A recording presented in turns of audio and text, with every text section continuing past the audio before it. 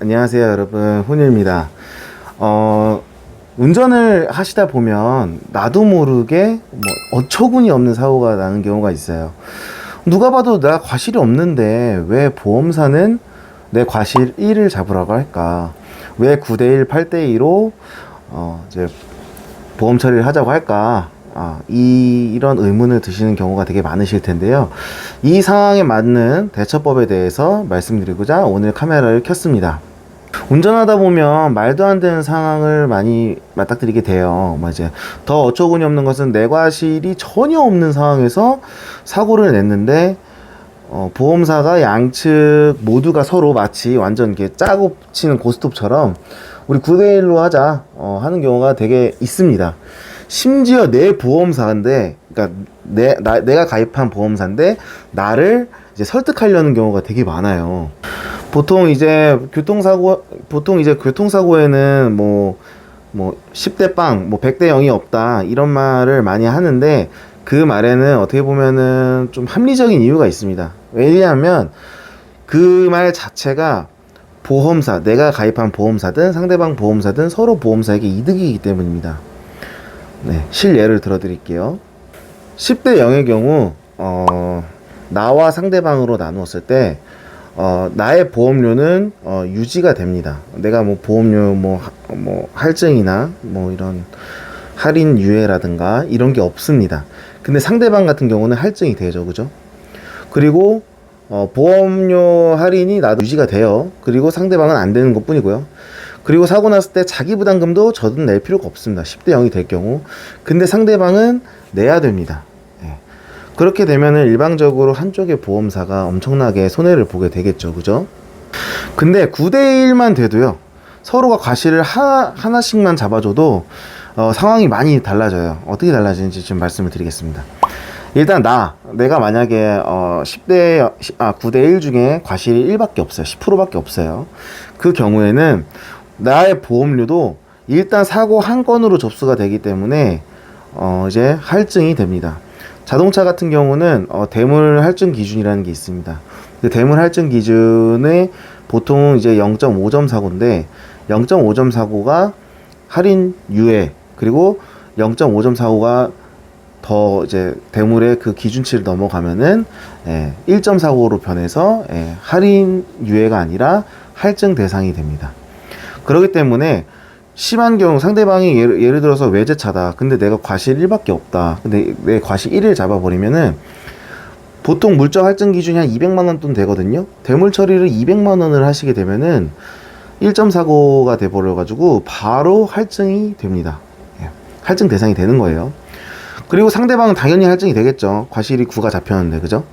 자, 상대방은 변하는 게 크게 없어요. 내가 그 과실 1을 잡게 되는 내가 많이 피해를 보게 되는 겁니다. 당연히 보험료 할인은 안 되겠죠. 상대방은 원래 안 되는 거였고요. 거기다 또 저도 과실이 인정이 돼서 사고를 하나 일으킨 거와 똑같아집니다. 그렇기 때문에 내 자차 수리를 할 때 자기 부담금도 발생을 하게 됩니다. 그렇기 때문에 10대 0 사건일 경우에는 보험료 할인은 유지되고 자기 부담금은 전혀 없습니다. 근데 9대1 같은 경우는 보험료도 할증이 되고 보험료 할인도 없어지고 자기 부담금이 생겨버리는 겁니다.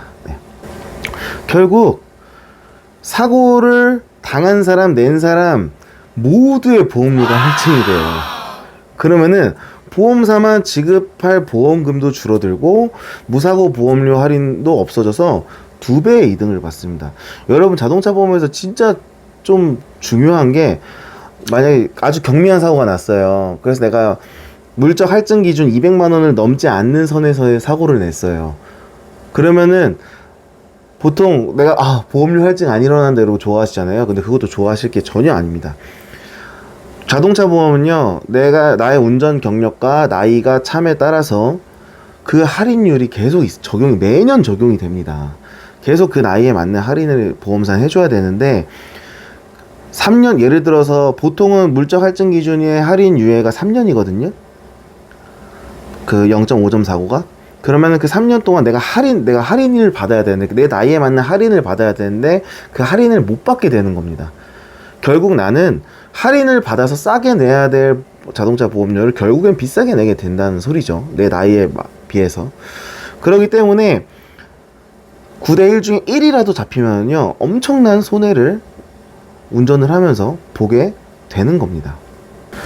자, 그러면 10대 0 상황에서의 대처법을 말씀드리겠습니다. 내가 볼 때 누가 봐도 100대 0이다, 10대 0이다. 그럼 보험사에서 자꾸 9대 1을 적용한다면은 가장 좋은 거는요, 재판이 최고입니다.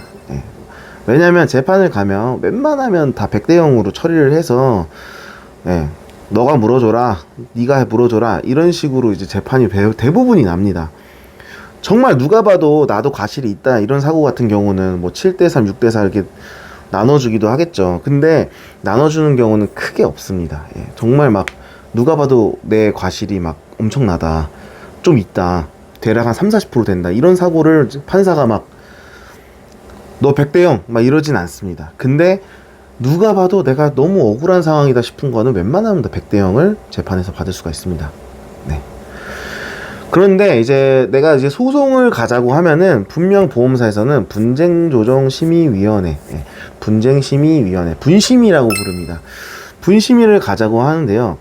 이 분심위가 어떻게 보면은 이제 사람들 분심위를 이게 재판이나 소송 이런 걸로 알고 있는데, 그냥 정부 산하 기관에 이런 교통사고 분쟁을 조정해주는 그냥 하나의 기관일 뿐이고, 여기서 난 결과가 절대적으로 사건 종결에 그런 키를 갖고 있는 그런 판결을 주는 그런 기관은 아닙니다. 네. 근데 이제 분심위를 가자고 했을 때, 보통 이런 거를 받아들이고, 그래, 분심위 가자 하는 경우가 있어요. 근데 분심위를 누가 봐도 내가 100대 0 사고인데 애매하게 판결이 나오지 않겠다라는 사고는 무조건 가셔도 상관은 없지만, 보험사가 딴지를 걸고 시비를 거는 경우에는 분심위는 보험가입자에게 절대 유리하게 작용되지가 않습니다. 왜 그런지 말씀을 드릴게요. 분쟁조정심의위원회는요, 진짜 황당한 결과를 엄청나게 많이 내는 경우가 많아요. 누가 봐도 이거 내 잘못이 아닌데 싶은 사고가 막 7대 3 이렇게 나오는 경우가 있어요. 예를 들어서 차선 변경 사고가 대표적인데요. 택시나 트럭, 버스 기사들 보면은 끼어들기가 장난 아니게 하잖아요. 그죠?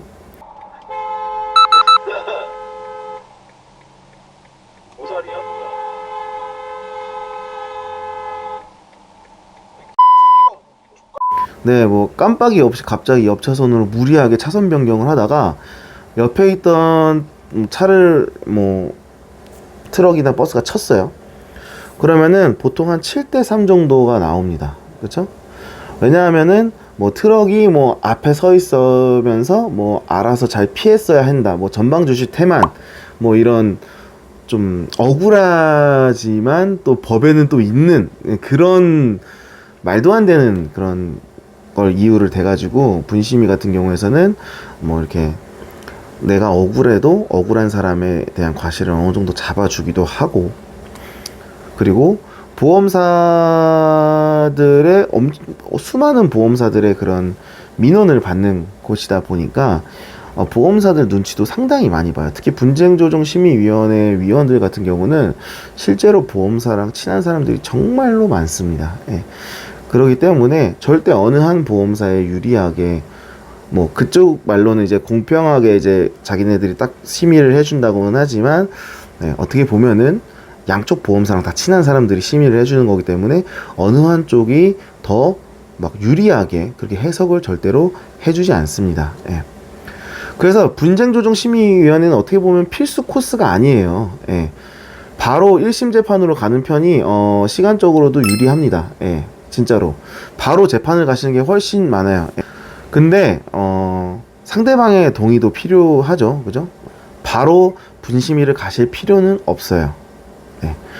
누가 봐도 그냥 저거 딱 7대 3 나올 것 같다, 재판 가도 7대 3 나올 것 같다 하시는 거는 법률 자문을 받아 보신 다음에 그냥 분심위 가시고 그냥 그걸로 서로 조정하시면 되는데, 나 이거 너무 억울한데요 싶은 것들은요, 그냥 바로 재판 가세요. 자, 왜 그런지 말씀드릴게요. 분쟁조정심의위원회를 먼저 갔어요. 한 7대3, 6대4 막 이런 판결이 분심위에서 나왔습니다. 그 상황에서 재판을 간다? 자, 보통 우리가 1심 재판을 하는 판사들은요, 교통사고에 대해서 잘 모르는 판사들이 되게 많아요. 특히 그 사람들이 교통사고만 재판할까요? 전혀 그렇지 않습니다. 민사적으로 들어오는 수만 가지의 그런 사례들을 재판하는 사람들이기 때문에 이제 교통사고에 대해서 막 특화적으로 정말 아주 막 경험이 엄청나게 많은 그런 판사가 뭐 1심에서 뭐 이렇게 막 바로 내 거를 재판해준다? 절대 그러지 않습니다.